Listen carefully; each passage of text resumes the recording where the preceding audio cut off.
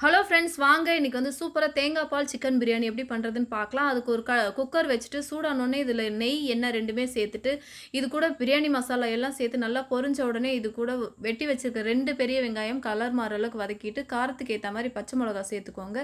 இந்த பிரியாணிக்கு 2 தக்காளி மட்டும் போட்டுக்கோங்க. அதிகமா தக்காளி போட வேண்டாம். இதெல்லாம் நல்லா மசிய வதங்கினதுக்கப்புறம் கழுவி வச்சிருக்க சிக்கனையும் சேர்த்துட்டு நல்லா வதக்கி விட்டுக்கோங்க. இப்போ நல்லா ஓரளவுக்கு வெந்து வந்ததுக்கப்புறம் ஒரு கைப்பிடி அளவு மல்லி, புதினா 2ம் சேர்த்துட்டு நல்லா கலந்து விட்டுக்கோங்க. இப்போ ஓரளவுக்கு நல்லா வெந்துட்டுருக்கும். வெந்த உடனே இதில் 2 ஸ்பூன் அளவு தயிர் சேர்த்துட்டு இது கூட நல்லா கலந்து விட்டுக்கலாம். இப்போ இதுக்கு இந்த சிக்கன் பிரியாணிக்கு தேவையான அளவு உப்பு சேர்த்துட்டு நல்லா கலந்து விட்டுக்கோங்க. கலந்துட்டு சும்மா கலருக்காக நான் தனி மிளகாத்தூள் போடுறேன். அதையும் சேர்த்துட்டு நல்லா கலந்துட்டு நமக்கு தேவையான அளவு தேங்காய் பால் சேர்த்துக்கலாம். சேர்த்துட்டு கூடவே தண்ணியும் சேர்த்துக்கோங்க. சேர்த்துட்டு இப்போ கொதிச்சு வரும்போது நம்ம ஊற வச்சு வடித்து வச்சுருக்க பாஸ்மதி அரிசியை சேர்த்துட்டு நல்லா கொதிக்க வைங்க. 3/4 பாகம் தண்ணி சுண்டுனதுக்கப்புறம் குக்கர் விசில் போட்டு நல்லா அடுப்பு சிம்மில்